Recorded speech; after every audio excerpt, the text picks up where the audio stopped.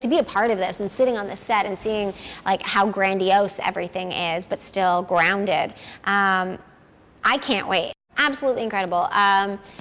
It's not often that you get to work with such visionaries, and Jeff has just been one of the most supportive people I've ever worked with from day one. From before I even had the job, he was on a Skype call with me talking about the character and asking me questions and getting to know me, which isn't usually a process. It's usually, how do we get her to be this? Not who are you and how do we put them together?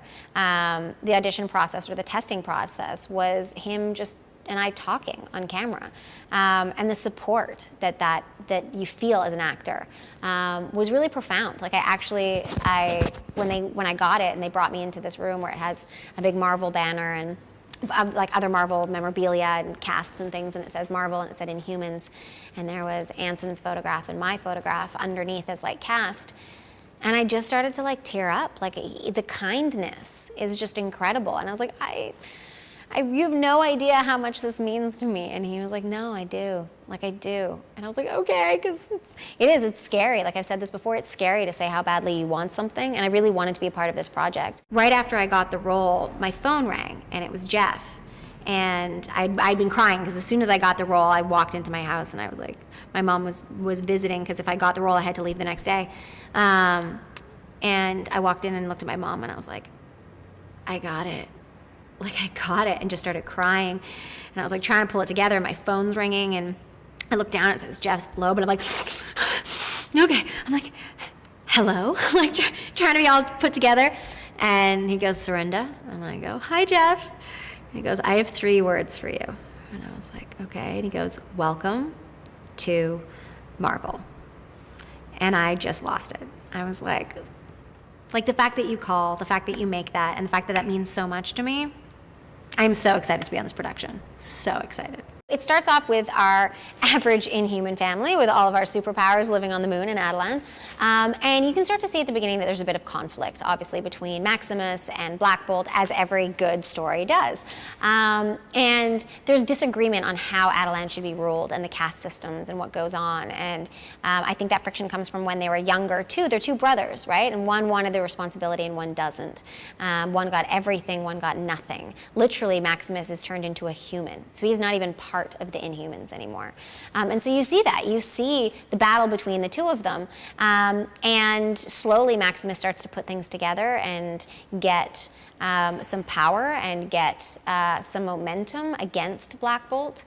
And that's sort of where we are, is there's a bit of pre-planning happening that gets revealed on what he's doing, but Maximus is definitely going behind the Royals family and planning some things that we don't appreciate. It brings a sort of different lease of life working in Hawaii.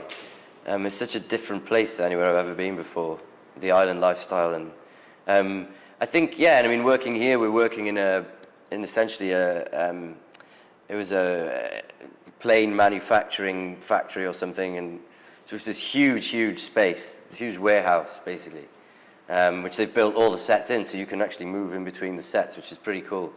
So that always really helps, and it. So you feel like we've created our own little world in this hangar, which is crazy. But yeah, it's really cool. Never work with children and animals and large teleporting dogs called Lockjaw. I mean, it's very interesting. He's the real star of the show, let's put it like that. He's very sort of charming, but he's very passionate about his politics, and he genuinely wants to change the world, and he wants to help the people who are shoved down in the mines because of their pterogenesis, and he feels for them, and I guess that comes from the fact that he himself has become a lower class citizen because of his own pterogenesis, but he's just fortunate that he was the brother of the king, therefore he didn't end up in the mines.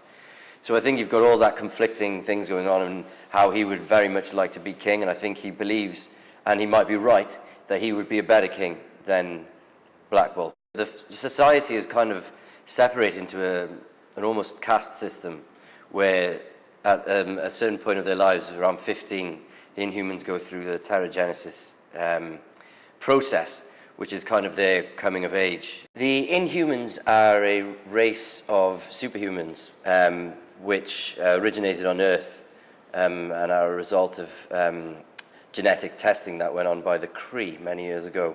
And they left Earth a long, long time ago and moved to the moon, where they've been residing at this city, Atalan, and they're led by Black Bolt, who is our king. Inhumans, Amerika'dan 24 saat sonra Cumartesi Being Series Sci-Fi'da. Siz hayatı dolu dolu yaşayın. Bu diziyi Bein Connect'ten dilediğiniz zaman dilediğiniz yerde izleyin.